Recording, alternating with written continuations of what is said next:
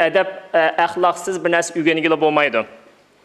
Her bir işninki edep ahlakı buludu. O edep ahlakı bilen öğrenilmegen iş menfaat kılmaydı. Musulmanne izzetlik buluşqa, hürmetlik buluşqa, başkalarının aldığında tiz bitmeslikке ündeydiğen bir ahlak. Çat elde dini ilim öğrenişkimi, fenni bilim erişkimi toluk şarait var, imkaniyetler var. Şunu fennilim öğrensem buludu, din bilen nimişim emes. Dinni bilsem, Kur'an yadlısam, Roz Ramazan'ı ada kılsam, Müslümançılık burcumunu ötsem buldu. Fen bilen nimişim emes. Hemmini imkaniyetimizden berice tırış öğreneydik. Her bir Uygur perzenti özünün yaşayan devletler özününki bir kişilik şu yerdeki vatandaşlık burcunu ada kılış bilen birge bu yerge sınıf ketmezsin. Doğru biz yerleşişimiz gerek ama yüzümüzün kimliğimizni çokum saklap kalışımız gerek.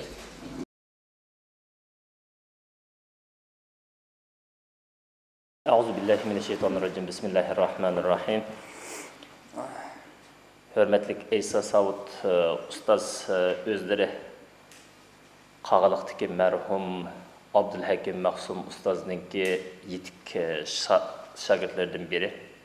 Şundaqla vatanimizin Aksu bölgesi Avat vilayetinde şehirdeki yerlik dini alimlarda ta'lim terbiye edip Pakistan'da, Yemen'de okup hazır Gollandiyada dini işler bilen şug'ullanyaptilar. Cemaat şu dini işlere yetekçilik kılıvatılar. Endisinde şu vatandaki dini alimlerimizni dinden paydalanıp durup, ularning itiqad noktasından paydalanıp durup, dinni komünizmga hizmet kıldırış için zorlavatkan, komünist hakimiyetinin zorlavatkan işlerine karta sizler qanday qaraylar? Vatanımızda dini zatlarını zorlaş arkalık komünistler özününki hizmetiga seliş meselesi. Hazır biraz küçüyüp kalan mecburlaş derecesi de yukarılap kalan bolsunmu? Bu konu mesele emas, yeni mesele emas. Burundan her xil şekilde ularni rağbetlendiriş şekli bilen ularni özünün ihtiyarı bilen hizmet kıldırış şeklini tanlap yollarını, müşkil yollarını tanlap kelgen idi. Hem bu tanlaş yolundan malum neticelerine erişken idi. Ama hazırki ahvalı qarsak iş tamamen başkaça.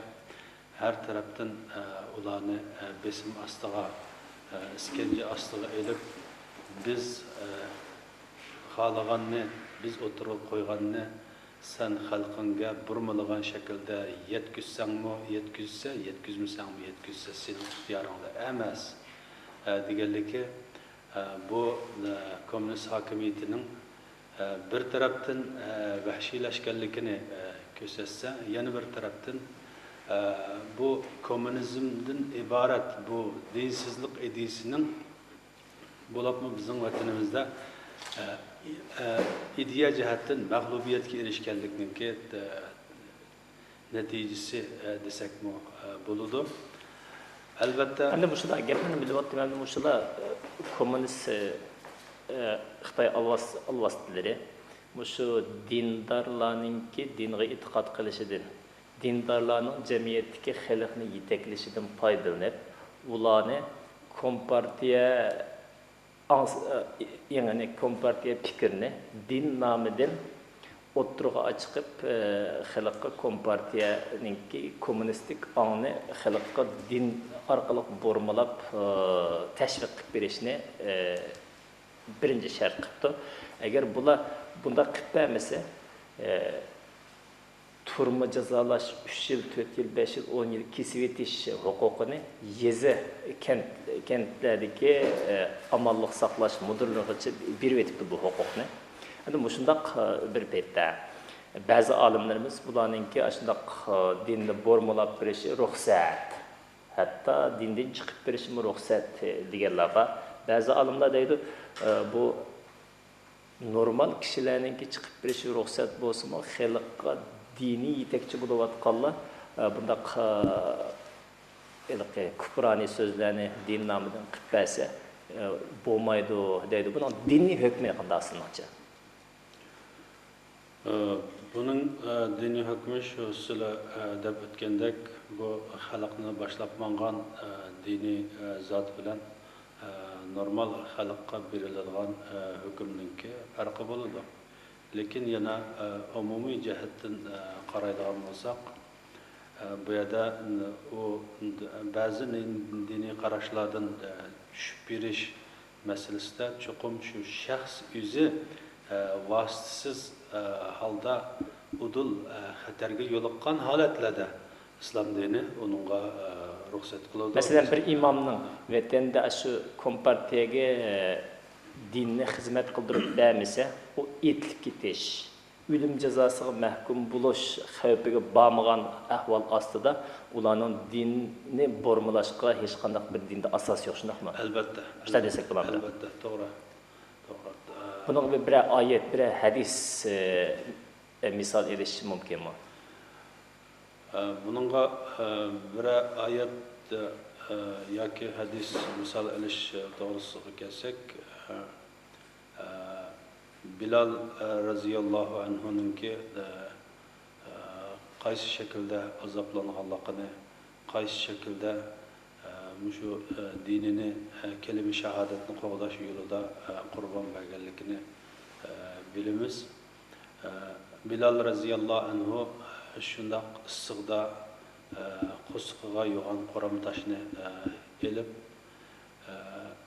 mushriklar sen diningdan yanasa degan majburlash harakatini olib borgan bo'lsa-mu, yana Bilal raziyallohu anhu'nun şu haleti tuturup hayatından ayrılıp ketadigan haleti tuturup yana ahad deganligi biz uchun bir nurluq chiroq deyishga bo'ladi. Qur'oni Karimda o'sha haqda bir oyat bormi? Dindan yenishga zo'rlangan vaqtida hayoti xavfga uchirmagan ahvol ostida yenishga bo'lmaydi degan haqda bir oyat hadis bormi? Bu haqda mecburlanish ostida ya kendi başkalarınınki tahdid edilish ostida qilgan oyatlar bor. Yani illa man ukriha va qalbuhu mutmainnun bil iman. Endi bu deb nima deydi? İkrah qilinish darajasi ustoz İsa Saud hacim dedi. İkrah qilinish, yani mecburlanish darajasi hayoti xavfga uchrash bosqichiga yetgan vaqtda desa bo'ladi dedi. Endi musha illa man ukriha va qalbuhu mutmainnun bil iman degan oyatni mushalikda mecburlanish darajasi o'limga yetmay turib yenivasi bo'lmaydi degan shartni qilsak bo'lamdi. Bu albatta bo'ladi. Men shu aytmoqchi gapni oxirida. Bundan da insonning hayoti islom dinida naqadar qimmat. Bununla masalan hatta şu ölüp ketishning oldini olish uchun hatta cho'chqa go'shtini yeyishga Alloh halol qilib berdi. Balki shuni yeb bizning hayotni qo'llab qolmasa bo'lmaydi deb bizning buni Qur'onda xitob bor.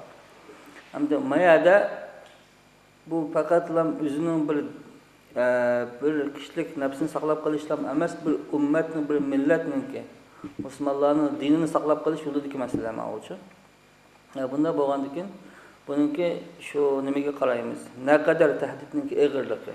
İlla man ukriha va qalbuhu mutmainnun bil iman degan shu oyatga qarasak, mushu tahdidning darajasini bilishimiz kerak avval.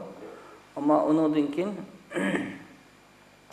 mushu kishi zodi shu ishni qilmasa o'lib ketamdi. Yoki bir turmaga kirib ketamdi. Yoki boshqa bir tahdidlarga uchramdi yana. Buni qarash kerak. Demak, har holda ish qilib bu dinni xunuklaştırıp dinni shu shaklda ko'rsatishga uringanlik bu haqiqatan Qur'on sunnatga xilof bir masala. Endi siz deb o'tgandek ustoz Aysa Savut barim, Bilal raziyallohu anhuning issiqda qiynalganligi mushriklar tarafidan Sümeyye raziyallohu anhuning avratiga nayza tiqib o'ltirilishi, ya'ni bir ayolning o'zining e'tiqodini qo'g'dash, o'zining iymonini e'lon qilish yo'lda qurbon bo'lganlik şallık tarihi hadislarda, tarixda bizga ko'rinib turibdi. Bir ayol cennet İslam tarixida o'zininki e'tiqodini qo'g'dash yo'lida küfür söz qilib bermay, islomni mushriklikning yoki kufrlikninki manfaatiga xizmat qildirib bermay, ahad la ilaha illalloh Muhammadur Rasululloh degan shu araga sodiq holatda qurbon bo'lganligini, shahid bo'lganligini biz bilamiz. Bayılıb ötdülər. Bir ayol jadil şundaq qahramonlik ko'rsatgan yerda millatga yetakchilik qilayotgan dinni jihatda xalq ashunga ishongan, mush odam yaxshi biladi degan bir xalqning ishonchisiga erishgan bir olim islomni kommunizmning manfaatiga xizmat qildirish bir dindan majburlangan holatda yenishli bo'lmasdan balki dinga qilingan bir cho'ng xiyonat hisoblanadi bu. Albatta bu o'zlari degandek shaksiz xiyonat hisoblanadi. Biz salafi solihlarninki ulamolarimizningki hayotiga qaraydigan bo'lsak, islom tarixida mashhur hodisalardan birisi o'tgan edi. U bo'lsa Qur'onni maxluq deyish meselesi bu İslam tarixida mashhur bir meselelerden hem kitaplarda yazılıp kaldırılan bir meselelerden birisi. Şu meselede mesela mashhur alimlardan İmam Ahmed raziyallohu anhu'nun bu qarashda Qur'oni Kerim'ninki maxluq emaslik to'g'risida mustahkam turganligi, shu İmam Ahmed raziyallohu anhu'ninki mustahkam turganlik sababidan islom dunyosida cho'ng bir fitnening to'sib qilinganligi bu yozilgan islom tarixiga.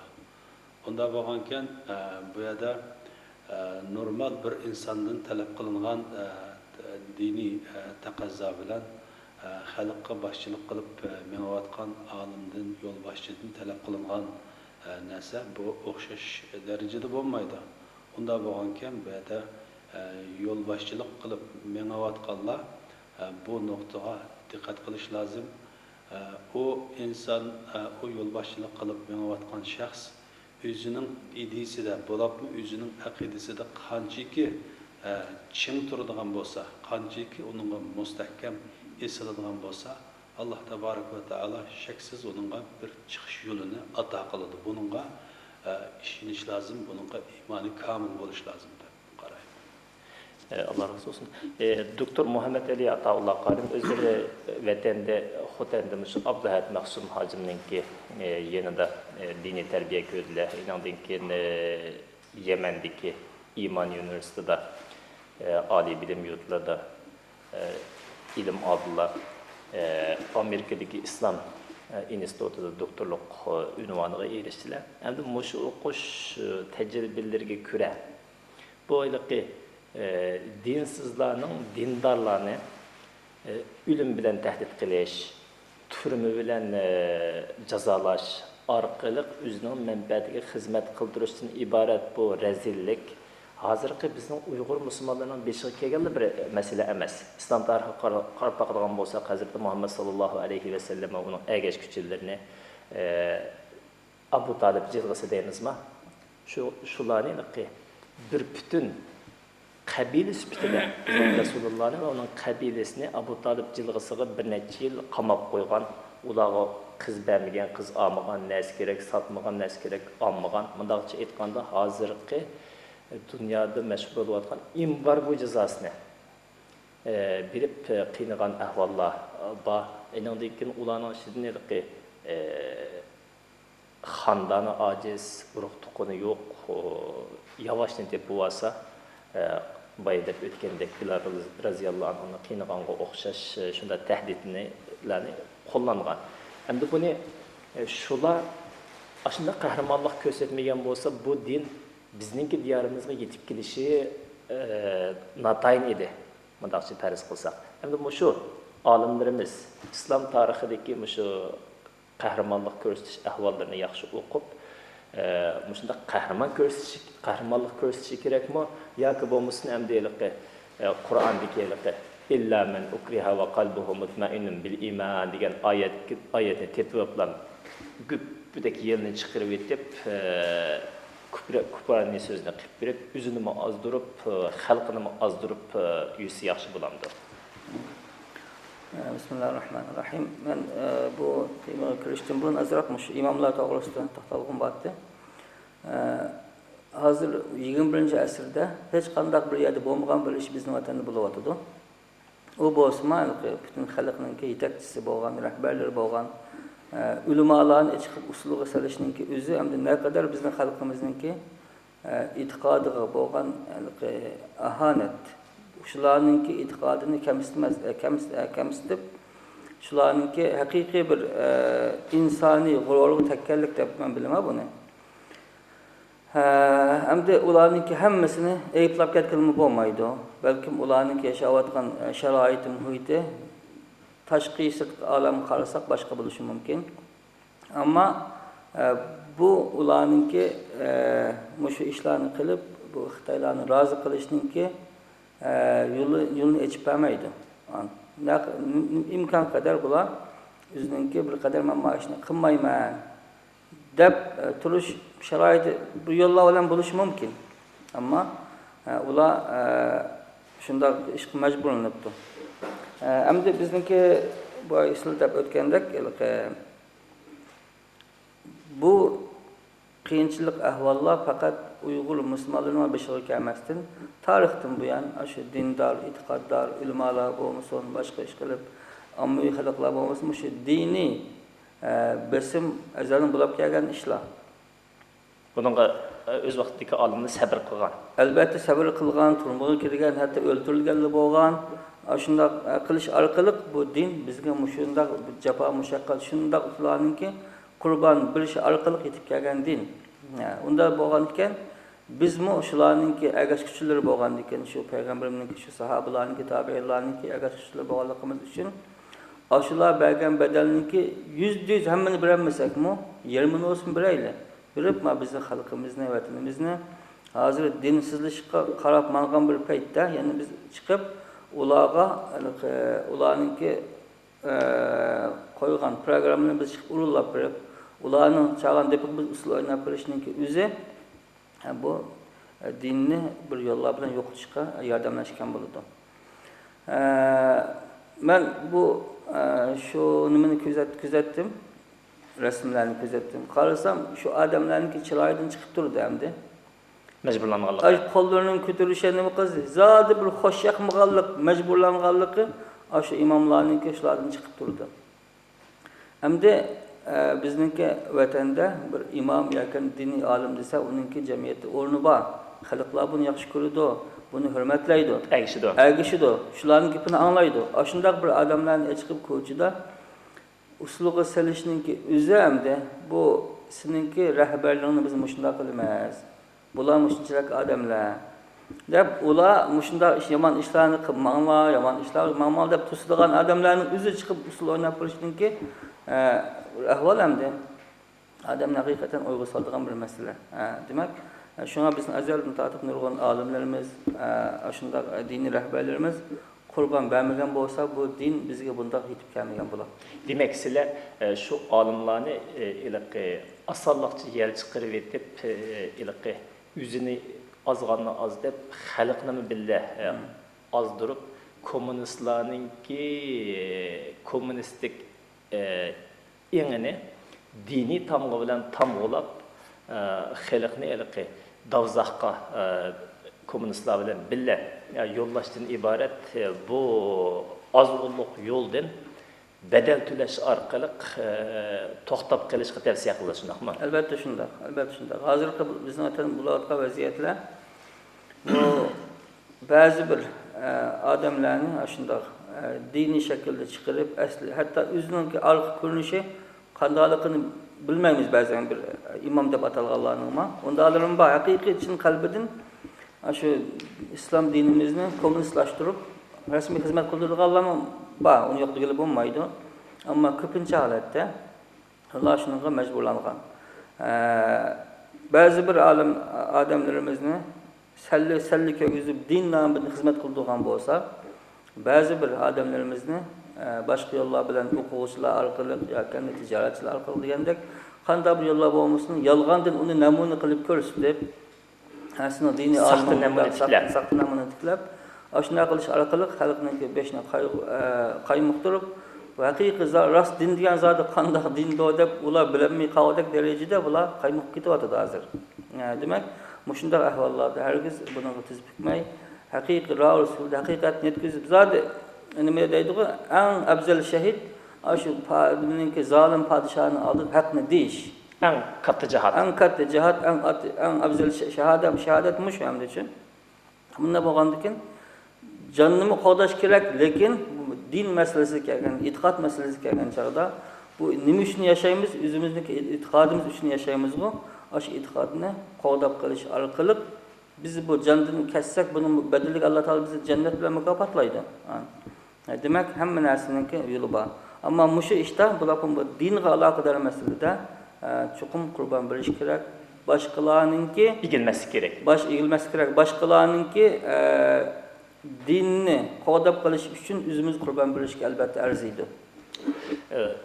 Ustoz Isa Savut hojim, endi mushu Qur'onning nimasi qarab baqadigan oyatlarga qarab baqadigan bo'lsak, ahasibtum an tadkhulul jannata wa lamma ya'tikum masalul ladina khalaw min qablikum massatuhumud darra'u wal ba'sa'u wa zulzilu degan oyatni bilamiz. Ya'ni sizlar jannatga badal to'lamay bekorlik kirib ketishni o'yladinglarmi?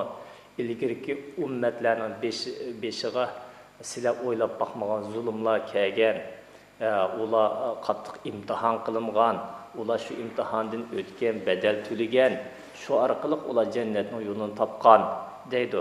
Endi yana bir Qur'onda yana bir Uhdud vaqasini bizga eslatib o'tadi. Masalan, Uhdud vaqasida 4 qo'ziqni qeqib qo'yib, katakkolab, o't qalab, odamlarningki, musulmonlarningki 4 ishga qo'li, ishga putini qo'ziqqa bog'lab qo'yib, o'tqa qaqlab jazolagan ahvollar bor ekan. Yana oyatning tafsirida deyilishicha, har bilan cho'qisidan topingacha tilib ikki qilib etgan gapga, ya e'tiqoding yanisa yoki sen tilib etimiz degan tahdidlar kelgan ekan. Endi vatandagi o'sha kommunistlarningki turmi bilan jazolash yoki bo'lmasin etivitish, o'qola etivitish. O'sha tahdidlarni Qur'on bizga deb bergan ma'vu tarixda o'tgan tahdidlarga selishtirgan vaqtda ularning bergan badili bilan bizning olimlarimizning yal qo'yib etish masalalarini selishtirgan vaqtda ularning iymoni bilan bizning diniy olimlarimizning iymonini qanday o'lchashga bo'ladi? Bu muhim bir savol bo'ldi. Haqiqatan biz buningdan shu masalaga qarab shu ikki fariqning, ikki guruhning iymonini o'lchash masalasida burunqi shu yo'lda shu haqiqatni yetkazish jarayonida qurbon bergan, ularga musibat yetgan olimlar bilan hozirgi bu bizning vatanimizda ki zulm ostida yoki majburiyat ostida qolgan imomlarning orasida osmon zamin farq bor. Ular gerçi shu o'ltirish darajasiga yetgan holatda islom dinida shuningga cheklik shaklda yo'l qo'ygan bo'lsa-mu, yana menga yo'l qo'ydi-ku deb burunqilarning u yo'lni tutmaganligi, qurbon berish yo'lini tutganligi. Ammo bizning vatanimizda eng tovan darajada majburlash masalasini o'tirib qo'ysa, u mecburlaş del onun beşiği keliştin burunlam yel koyab onundan vazgeçkenligi bu imanımızdaki acizlik belki imanımızdaki rengvazlık desek buludu.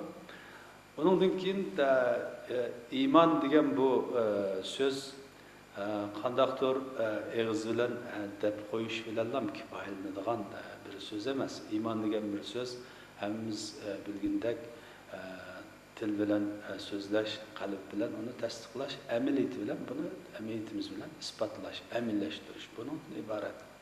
Biz Uyghur xalqining, Sharqiy Turkiston xalqining yaqinqi tarixiga qaraydigan bo'lsak, 1931-yildagi Qumul inqilobida shu inqilobning ko'tarilishiga sabab bo'lgan narsa shu Qumuldagi yerlik bir Xitoy amaldori shu rayondagi bir yuzlik odamning qizi bilan to'y qilishga talab sundi.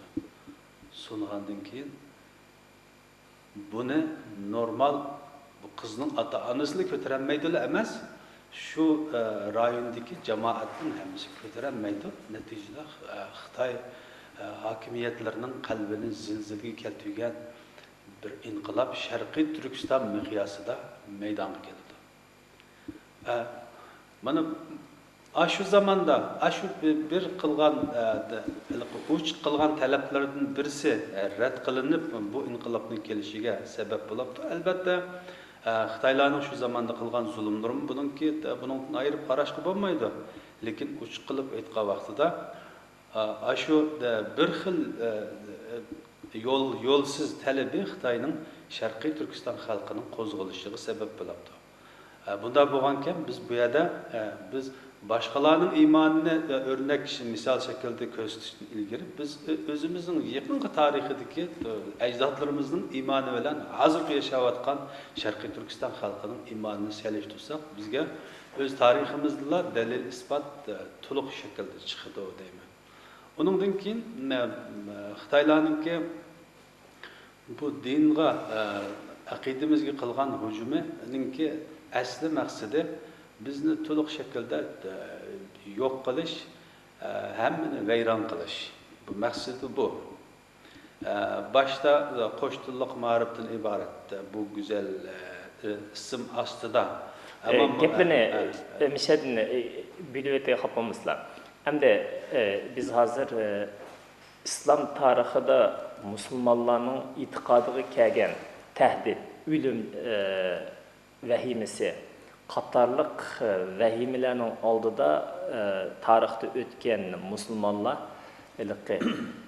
yenib birişki ruxsat qılınğanlıq ruxsatdan faydalanmay etiqadı üçün hayatını qurban qilish orqali namuna yaratib bu etiqadninki qiyomatga qadar davomlashishiga turtki bo'lib bir obraz yaratib qo'yib ketdi. Biz bu alimlerimizni shunday obraz yaratishga tavsiya qilyapmiz. Osonlikcha bel qo'yayotmaslikqa tavsiya qilyapmiz ham mishadiki bir vatanda o'qigan va chet el ko'rgan olim bo'lish sifatlari bilan haqasida. Endi vatanda shunday bir fikr chiqishi mumkin. Hürmetlik İsa Savut hacim, hürmetlik Muhammed Ali Ataullah doktor. Haqqasıllarımı öz vaqtida aşı Xitoyninki tahdididan qochib chet elga chiqib ketgandilar. Endi siz chet elga chiqib yaplam unda gangunlik qilib bedel tülisang bo'ladi, yenib olmasang bo'ladi deb po'chilik qilsalar bo'lmaydi. Sizlar kirib baqsizlar qo'rqmasizlar hamsa Xitoy hakimiyetining oldida o'sha haq so'zni silqib baqsanda bo'lsa kerak degan bir ovoz vatandan kelishi mumkin. Endi bu xalq so'raydigan bir savol.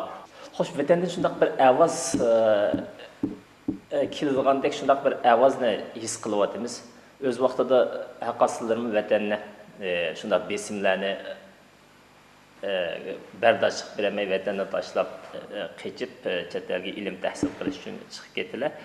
Endi shu vatandagi olimlar unda qo'sa sen bir kirib shu vatanga ashunda haq jihatni kommunistlarning oldi qilib bizga bir namuna yaratmamsa unda qo'sa deb bir ovozni qo'yishi mumkin. Sizlar bunga qanday javoblar bor?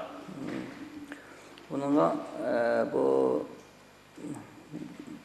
umumyüzlük bu din meselesi bir adamga qarablam onun ölçülmeydi, birincisi bu. İkincisi, her bir adam özününki qandaq yerda, qandaq sharoitda, qandaq ahvolda nima deyish, qandaq xizmat qilish shu odamning o'ziga bog'liq. Shu odamning o'ziga bog'liq. Shu odamning vijdoniga, shu odamning iymoniga, shu odamning ko'z qarashiga, fikriga bog'liq masalalar bu. Balkim undaq savollar kelishi mumkin. Unda bo'lganda chetga chiqib olib, bundaq gaplarni qilg'uchi mishakishib, shu xizmatni o'zingiz qilsangiz bo'lmamdi, deyish mumkin. Biz shuningki vaqti kelgan chaqda qilamiz albatta. Nimishqa deganda, vatanning ichida bo'lsin, sirtda bo'lsin, biz bu yerda haqni deyish masalasi bor. Haqni deyish masalasi bo'lgandan keyin bizga kirishga hech qanday bir to'salg'i yo'q. Kirsak kira olamiz, qilsak qila olamiz. Ammo bu yerda nerede turib xizmat qilish, nerede tursak buningki foydasi jiqroq bo'ladi. Bu masala bor bu yerda. Buni o'ylamay bo'lmaydi. Masalan, kiriblam, to'toz gapni deyish bilan buni ayg'i chiqmay qolib qolgandek bo'lib qolsa, shuni bilan to'slab qolgandek bo'lib qolsa, erkin dunyoda turib qilgan yaxshi. Ammo shu yerda turib, shu yerda haqni deyish orqali namun yaratib, millatninki uyqusini taqim uyg'otib shularga mundaq aramizda mundaq odamlar chiqdi degan deydigan bunda sharoit bo'lib qolsa, buni qilgan yaxshi. Demak, buni bir tarafli bilan emas, shu qaysi nerda din uchun yaxshi xizmat qilish imkoniyati bo'lsa, sharoit yaxshi bo'lsa, shuni qilish kerak. Demek biz vatandagi olimni istepti nafsak, yani o'zing vijdoningga, dilingga qo'lingni seppaq. Xolisang tarixda qurban bergan musulmon olimlarning qurban berish obrazini iqtido qilib qurban berib jannatga yo'l ol. Xolisang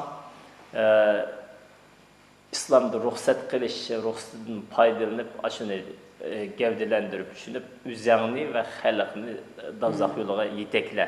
Bu haqda bu qilish qilmaslik sening vijdoningga bog'liq masala. Vijdon iymonga bog'liq masala bu. Bundan bir misal kelib masalan, Payg'ambar sallallohu alayhi vasallam nonki zamonida Habbab ibn Arat degan sahoba Makkaga borib, shu asirga tushib qoldi-da, o'shaga tushib qolish orqali buningga Makka mushriklari biraz muhlat berdi ekan, misal o'zini murojaat qilib nima qilishga. Shu vaqtida o'lim oldida so'raydi ekan: "Ey Habbab, sen hozir o'rningda Muhammad kelib ulashni, yaqinishni, azoblanishni xohlamda?" degan vaqtida, "Yo'q, men uningga bir tikan tegib ketishni xohlamayman" deb shu yerda nihoyat erkaklarcha o'ldi-da, o'sha shahid qilinadi. Demak, ashada Habbab ibn Arat odatda qaraydigan bo'lsak, mashhur yoki to'rt xalifalarning biri emas, odatdagi bir sahoba ekan. Ammo shu sahoba shunda shu nimada turish orqali shu yerda o'zini payg'ambarimni tillash, agar bir şey tillab bergan bo'lsa, yoki yomon gapini qilib bergan bo'lsa, hayot qilish mumkin edi. Ammo unda qilmadi. Shuningki haqiqiy payg'ambarimni suyash va islomni suyashninki badalga shu yerda o'zini qurbon qildi. Bu bir yana biri bu imom bo'lgan odamlar yoki shu diniy ulamolar jarohatni ko'rish kerak. Faqat o'zini o'ylamaslik kerak. Bunun bir misal alsak, Ömer roziyallohu anhu Beytul Maqdisga fath qilinib shu yerga kelgan vaqtida, shu yerninki fath bo'lgan vaqtida mushayda chirkavga kirib bir namoz o'qib bergan bo'lsalar, fath bo'lgandan keyin desa, yo'q, kimki musulmonlar mushayga Ömer kirib namoz o'qigan deb ma'agishib qoldi deb shuni sirtida o'qiydi ekanda boshqa yerda. Hozir shuni o'rniga Masjid Umar deb bir masjid bino qilingan ekan. Demak, bu xalqqa yetakchilik qilayotganlar. Ashundan biz nimani tushunamiz desak, men bir musulmonning xalifasi yoki rahbari hozir men chirkavga kirib namoz o'qib qo'ysam, keyin yana mushundaq bir ishlar musulmonlarning beshiga kelib qolgan vaqtida Umar ashuna qilgan deb nurg'un ishlar bunga ergishib ketadi deb yaroqni ko'rganligi uchun ashay to'xtab chirkavning o'rni hammaga fath qilinib ilinib qo'ygan bo'lsa-mu, ani ishga kirib namoz o'qimagan. Biz bundan tushunamiz.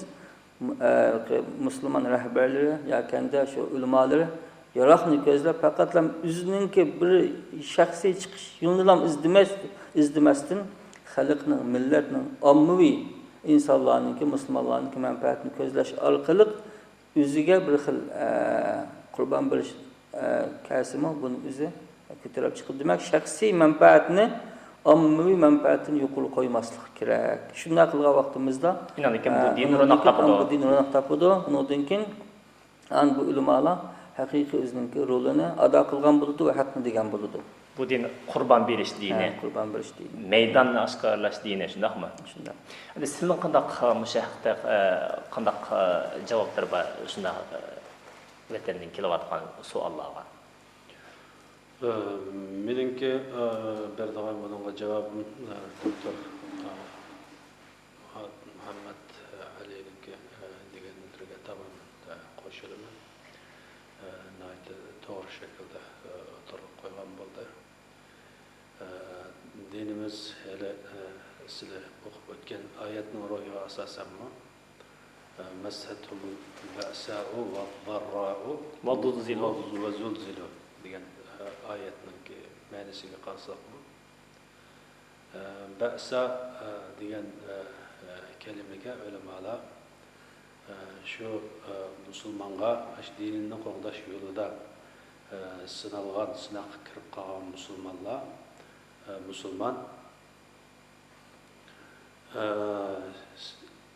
nima jihatda moliya jihatda sinoqqa tushsa degan ma'noni beraylik. Ba'saga g'arraga u nafsiy jihatdan uningki nafsiga, ruhiga, jiniga udul xatar yetadigan holatga tushsa degan bu ma'noni beraylik.